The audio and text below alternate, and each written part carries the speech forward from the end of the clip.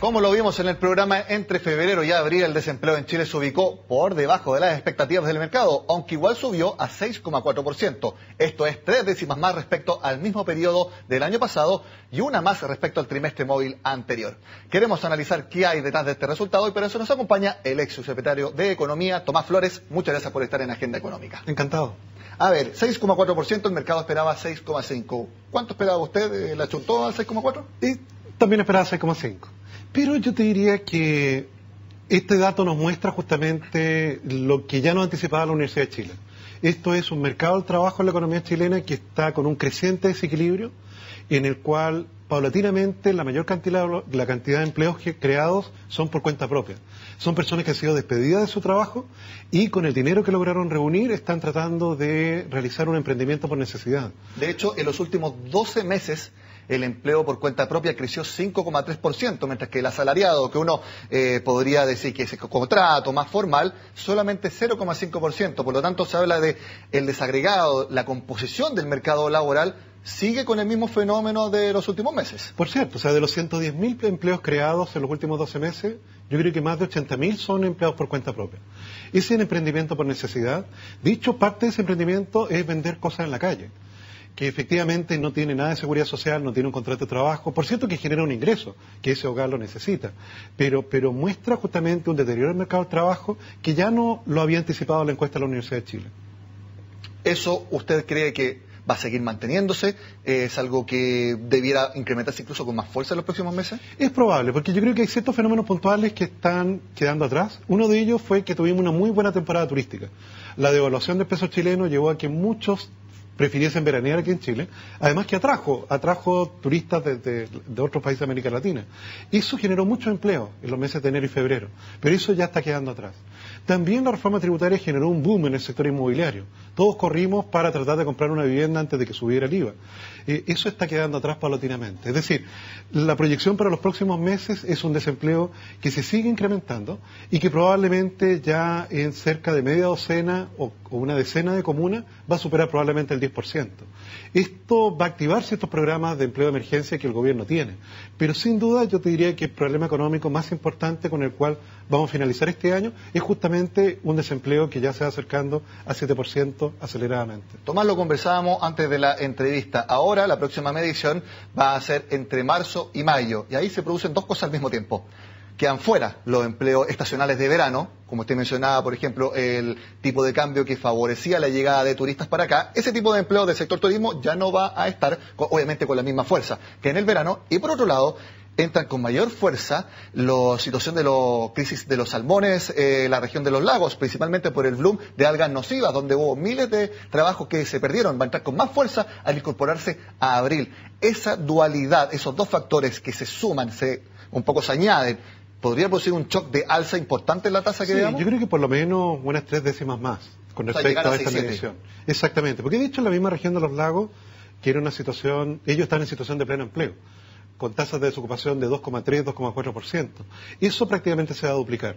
Allí hubo 4.000 empleos perdidos en el sector salmonero y otros 5.000 empleos perdidos en el resto del rubro pesquero o mariscador.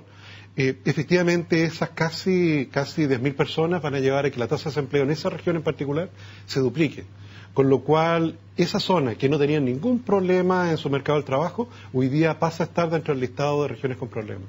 Ahora, lo mencionábamos hace bastante tiempo, de que uno de los factores que podía echar mano al gobierno era abrir nuevamente la billetera para poder impulsar, por ejemplo, obras en construcción, que uno sabe que es de rápida contratación de mano de obra. Bueno, precisamente en el discurso del 21 de mayo supimos de esta inversión para construir 25.000 viviendas. De hecho, la semana pasada hubo pautas del ministro de Hacienda con la Cámara Chilena de la Construcción y el Ministerio de Vivienda precisamente hablando sobre este tema. ¿Puede tener efecto ese programa en precisamente paliar una posible alza de la tasa de desocupación general mediante mayor gasto fiscal? Yo creo que va a absorber una parte del desempleo que se va a generar por el hecho de que ya la burbuja inmobiliaria terminó. Pero yo creo que un elemento que podría ser mucho más impactante en términos de empleos creados sería activar el programa de concesiones que hoy día está paralizado.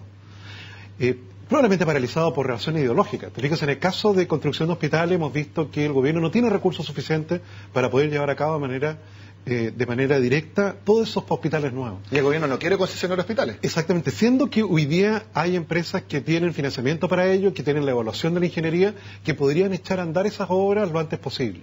Entonces allí, evidentemente, una cosa fácil para el gobierno fue construir más viviendas, 25.000 viviendas más. Pero esta otra herramienta está disponible. Y yo creo que, mira, en estos tiempos difíciles en términos de gran desempleo, hay que ser pragmático.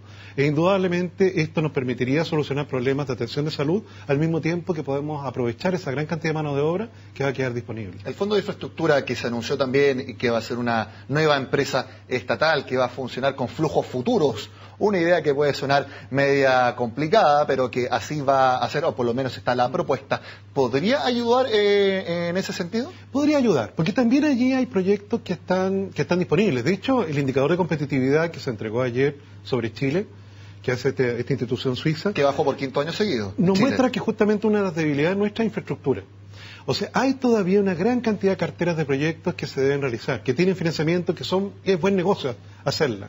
Y por tanto, si el gobierno finalmente toma la decisión de destrabar eso, podría tener una herramienta eficaz para evitar de que el desempleo efectivamente se transforme en el problema político y económico más importante a abordar durante el próximo año.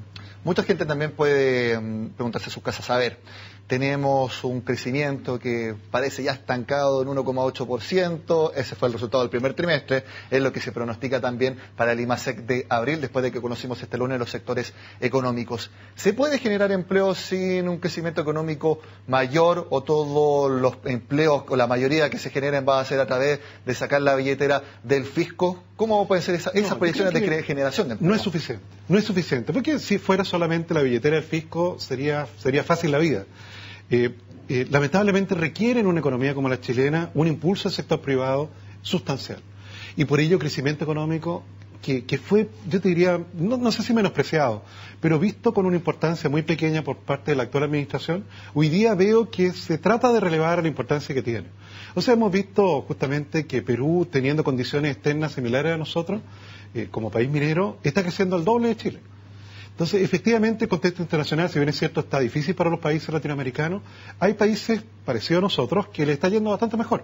Entonces, hay allí, yo creo que esa es la voluntad del ministro de Hacienda, tratar de aprovechar estas oportunidades y enfrentar esta ideología que finalmente puede significar una traba y no aprovechar una oportunidad que está allí presente. Y usted ve, no sé si la palabra es interés, o por lo menos la intención en el mercado de reconocer el llamado del gobierno a este pacto pro crecimiento entre el Ejecutivo y también los distintos gremios empresariales, y que el mercado diga, ¿saben qué? Yo creo en este pacto pro crecimiento, voy a empezar a invertir más y esa inversión generar nuevos puestos. ¿O usted cree que es un pensamiento un poco ingenuo que sea algo tan rápido? Mira, yo creo que este tipo de pactos pueden realizarse. A mí me tocó ver el que realizó en su momento Andrés Concha, que presidía la SOFOFA por el lado del sector privado.